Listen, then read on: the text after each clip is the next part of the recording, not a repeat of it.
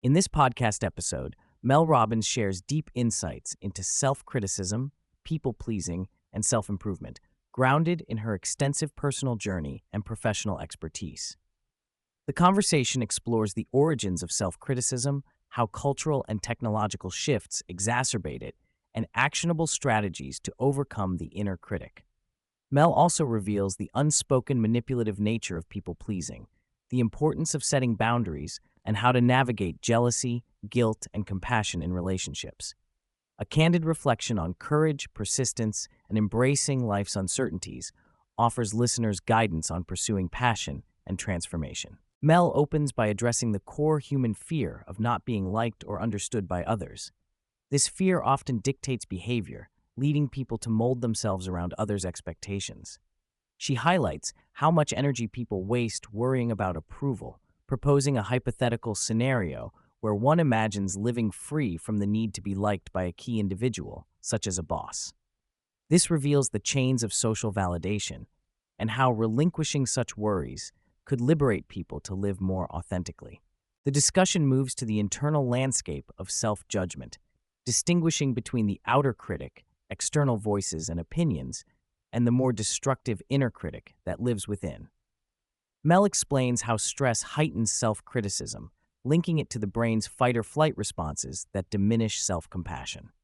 She offers fascinating research on how humans are neurologically designed to connect with others, not to scrutinize their own image, and how modern technology like Zoom, selfies, and FaceTime has overwhelmed our brains with unprecedented levels of self-observation, amplifying self-judgment. Mel highlights that self-criticism is not an individual flaw, but a cultural epidemic. Because we constantly see ourselves via screens and mirrors, our brains are forced into relentless comparison and judgment. She shares a surprising fact that smartphone cameras default to showing mirror images, conditioning us to expect a reflection that is not how others see us. This disconnect exacerbates dissatisfaction with appearance and self-worth. Mel and Jay discuss childhood and adolescence as critical stages when people begin to internalize negative self-beliefs. Citing psychological experts, she points out that self-hatred is taught, often triggered by social rejection or bullying during teenage years, which the brain processes as physical pain. Recognizing that we are not born self-critical, but have learned it is essential to unlearning these patterns towards self-acceptance. Building on the roots of self-criticism, Mel shares 4 practical steps coined by Dr. Ash to combat this inner voice. First is understanding that one is not the problem. Culture is shaping these harmful thought patterns. Second is looking backward to identify and dismantle learned self-hatred. Third is developing kind self-talk through meaningful mantras, including using one's own name in affirmations to interrupt negative thought cycles. Fourth is living life fully today, instead of waiting for an idealized version of oneself to emerge, urging listeners not to delay joy, action, or growth while waiting to be ready. Jay relates his personal experience from spending years in a monastery where mirrors were banned to emphasize detachment from the physical self. Mel and Jay agree that obsession with outer appearance blinds people from exploring their inner emotional and mental lives. They discuss how technology reinforces this distraction and creates an illusion that external validation equals worth. One of the episode's most provocative points is Mel's redefinition of people-pleasing as a form of manipulation, an intentional strategy to influence others to like you by suppressing true feelings, staying silent, or bending boundaries. She calls out the common misconception that people-pleasing is weakness, reframing it as a deliberate method to control others' perceptions, which offers clarity and empowerment for those caught in this pattern. Mel pinpoints that people-pleasing is insidious and exhausting because it often goes unnoticed by the person doing it. She recommends cultivating a pause, a moment to check in with one's own physical needs, such as hunger, thirst, or the need for a break. This simple act of honoring bodily signals creates separation from the compulsion to please others and lays the foundation for stronger boundaries and self-care.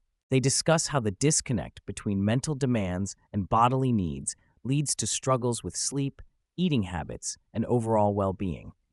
Paying attention to the body's natural cues can help restore balance and reduce stress. This alignment is crucial for individuals who habitually put others first at their own expense. Jay highlights a painful paradox. Even when people pleasers succeed in making others happy, they often end their day feeling resentful or like they have betrayed themselves. Mel reinforces this by noting how people often sacrifice their authenticity to maintain external harmony, resulting in inner turmoil and exhaustion. Jay praises Mel's long journey from lawyer to media personality and best-selling author, emphasizing her dedication and resilience. Mel talks about how her motivation to change came not from courage, but desperation. The pain of living an unfulfilling life propelled her forward.